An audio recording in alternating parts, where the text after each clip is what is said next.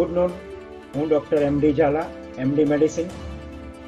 હું છેલ્લા 20 વર્ષથી કન્સલ્ટિંગ ફિઝિશિયન તરીકે કૃષ્ણા હોસ્પિટલ, મોટા ચિલોડા, તાલુકો જિલ્લો ગાંધીનગર ખાતે પ્રેક્ટિસ કરું છું. મને એમડી પાસ કર્યા પછી 25 વર્ષનો અનુભવ છે.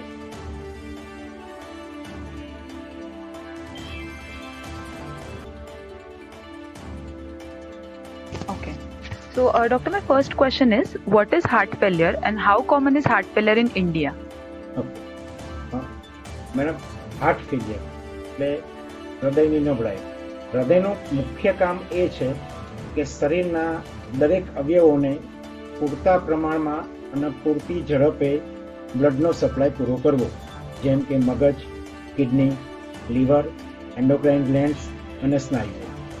જ્યારે હૃદય પૂરતી ઝડપ અને પૂરતા પ્રમાણમાં લોહીનું પરિભ્રમણ નથી કરી શકતું, ત્યારે એવું કહેવામાં આવે છે કે હૃદય ફેલ થઈ ગયેલું છે. ઇન્ડિયામાં એનો રેટ યુવાનોમાં 1 થી 2% ગણી શકાય હાલના સંજોગો પ્રમાણે.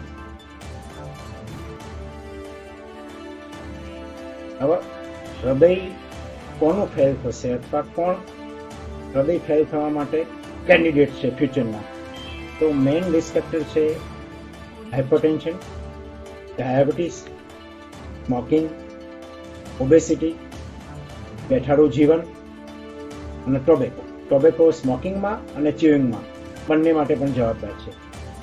જે લોકો બ્લડ પ્રેશર પૂરતા પ્રમાણમાં કંટ્રોલ નહીં કરે, ડૉક્ટરની સલાહ નહીં લે, વ્યવસ્થિત દવાઓ નહીં ખાય, એનું મેઝરમેન્ટ નહીં કરે, અનકન્ટ્રોલ બ્લડ પ્રેશર રાખશે, એમને ડાયાસ્ટોલિક હાર્ટ ફેલિયર થવાના ચાન્સ છે. ભવિષ્યમાં હૃદયરોગનો હુમલો આવવાના ચાન્સ છે. હુમલો આવ્યા પછી હૃદયનો લોહીનો સપ્લાય ઓછો થઈ જાય છે, એના લીધે એના સ્નાયુઓ નબળા પડે છે અને હાર્ટ ફેલિયર થાય છે. Second factor diabetes.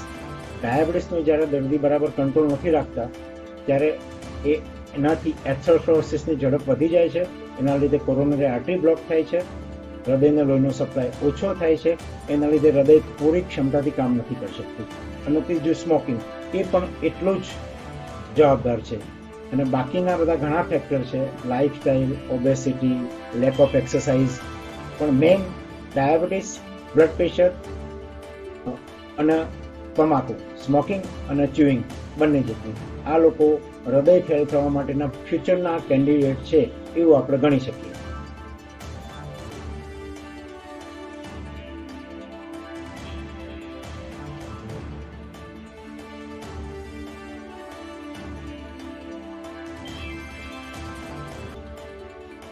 હવે જે લોકોના હાર્ટ ફેલિયર છે અને ડાયગ્નોઝ થઈ ગયું છે, એમાં હાર્ટ ફેલિયરના 2 મેઇન ટાઈપ છે. Heart failure with reduce ejection fraction and heart failure with normal ejection fraction. હવે એક તો દર્દીના હાર્ટ ફેલિયર છે સસ્પેક્ટ કરવા માટે દર્દીને કઈ રીતે ખબર પડશે? તો દર્દીની રોજિંદી કેપેસિટી છે કામ કરવાની એ ઓછી થઈ જશે, થોડા કામમાં એ થાકી જશે, એના થોડું ચાલવાથી પણ શ્વાસ ચડશે, પગે સોજા આવી પણ શકે, પગે સોજા ના પણ આવી શકે. જરૂર નથી કે સોજા હોય તો જ હાર્ટ ફેલિયર છે. એટલે ડૉક્ટર જોડે કન્સલ્ટ કરશે અને ડૉક્ટર જુદી જુદી જાતના રિપોર્ટ કરશે, જેમ કે ઇલેક્ટ્રોકાર્ડિયોગ્રામ, એક્સરે ચેસ્ટ, 2D ઇકોકાર્ડિયોગ્રામ અને બ્લડ રિપોર્ટ્સ. પછી નિદાન પર આવશે કે દર્દીને કયા જાતનું હાર્ટ ફેલિયર છે, સિસ્ટોલિક હાર્ટ ફેલિયર છે કે ડાયાસ્ટોલિક હાર્ટ ફેલિયર છે. હવે હાર્ટ ફેલિયર થયા પછી એક તો જેના લીધે હાર્ટ ફેલિયર થયું છે એ રિસ્ક ફેક્ટર, એટલે બ્લડ પ્રેશરનો ટાઇટ કંટ્રોલ ડૉક્ટર કરશે, ડાયાબિટીસનો ટાઇટ કંટ્રોલ કરશે. જો એની કોરોનરીમાં બ્લડ સપ્લાય બરાબર નથી તેના માટે રિવાસ્ક્યુલરાઇઝેશન એટલે એન્જિયોગ્રાફી, એન્જિયોપ્લાસ્ટી અથવા બાયપાસ સર્જરી એડવાઇસ કરશે. બીજું, હાર્ટ ફેલિયર અનકન્ટ્રોલ છે કે કંટ્રોલ છે, એટલે કમ્પન્સેટેડ છે કે ડિકમ્પન્સેટેડ છે. એટલે એ ડૉક્ટર શરૂઆતના રિપોર્ટ કરાયા પછી મેડિસિન આપશે અને દર્દીએ શું કરવું તો હાર્ટ ફેલિયર સારી રીતે કંટ્રોલ આવે.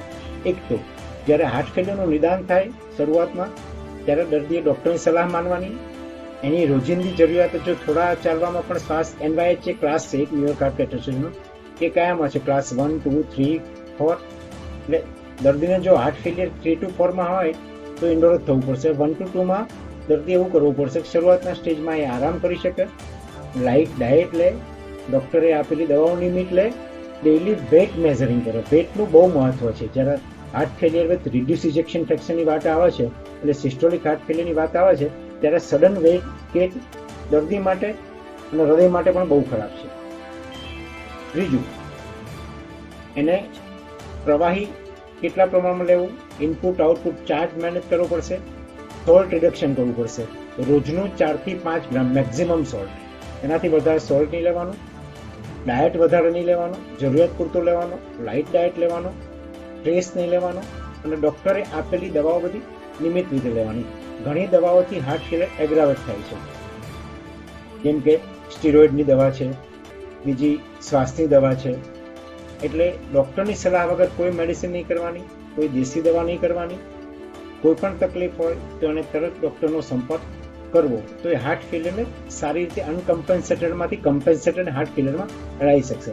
એકવાર દર્દીની લાઈફ રૂટીન થઈ જશે પછી ડૉક્ટર દ્વારા દવા પણ ઓછી કરવામાં આવશે, અને બેઝિક મેઝર્સ જેવા કે ડેઇલી વેટ કરવું, વેટમાં સડન વધારો એ બહુ ખરાબ લક્ષણ છે, તો ડૉક્ટરને જાણ કરવી, લો સોલ્ટ ડાયટ લેવો, અને ટાઇટ કંટ્રોલ બ્લડ પ્રેશર, શુગરનો ટાઇટ કંટ્રોલ, જે જવાબદાર છે ટોબેકો, સ્મોકિંગ અથવા ચ્યુઇંગ, એને છોડી દેવી.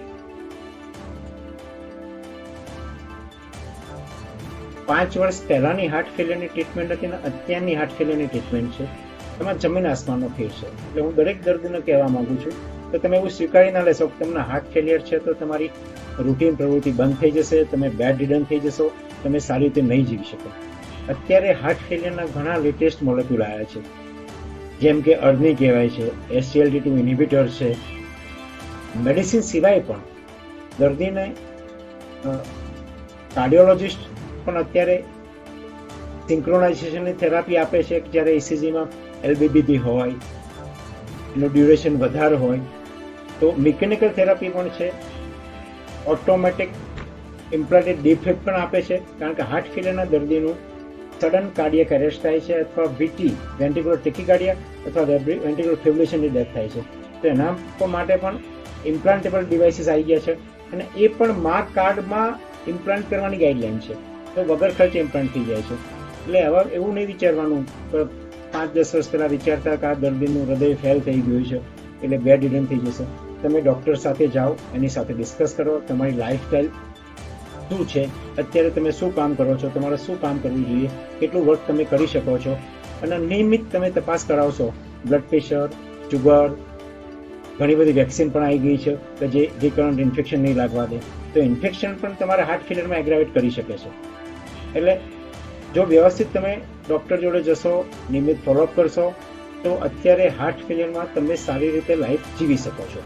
એવું નથી હાર્ટ ફેલિયર એટલે તમે ફેલ, બરાબર છે, પણ એના માટે તમારે ડૉક્ટરને મળવું પડશે, એની સાથે ડિસ્કસ કરવું પડશે, તમારા લાઈફસ્ટાઈલનો આખો પ્લાન બનાવવો પડશે, નિયમિત ફોલોઅપ કરવું પડશે, અને એના પછી ડૉક્ટર તમને પ્લાન કરી આપશે કે તમે કેટલું એક્સરસાઇઝ કરી શકો, તમે શું કામ કરી શકો.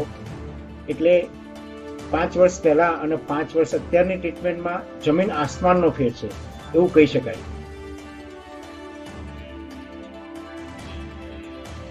હવે હાર્ટ છે તો બધું છે. અત્યારે તમે કોઈ પણ કાર ખરીદવા જાઓ છો તો મેઇન તમે એના એન્જિનના સ્પેસિફિકેશન જોવો છો કે એનો કેટલું BHP છે, કેટલો ટોર્ક છે. એમ હાર્ટ છે આપણા બોડીનું એન્જિન છે, હું એવું માનું છું. જો તમારું હાર્ટ સારું હશે તો તમે લાઈફ સારી રીતે એન્જોય કરી શકશો. હવે હાર્ટને સ્ટ્રોંગ રાખવા માટે શું કરવાનું? એક તો તમારું ડાયટ, જેટલી જરૂરિયાત છે એનાથી ઓછું જમો. શુગર, તમને ડાયાબિટીસ છે કે નહીં એ મહત્વનું નથી, પણ તમારું શુગર લેવલ, જમવામાં શુગરનું લેવલ એકદમ ઓછું રાખો. Third, salt. તમે ઘરમાં કેટલા મેમ્બર છો એ ગણી જુઓ. તમારી રોજની રિક્વાયરમેન્ટ 5 ગ્રામથી વધારે ના હોવી જોઈએ, તો તમે ઘરમાં 5 મેમ્બર છો તો રોજની સોલ્ટની જરૂરિયાત એટલે મીઠાની જરૂરિયાત 25 ગ્રામથી વધારે ના હોવી જોઈએ. એટલે મહિને તમારું સોલ્ટ ઉપયોગ 750 ગ્રામથી વધારે ના થવો જોઈએ. ચોથું, એક્ટિવ લાઈફ.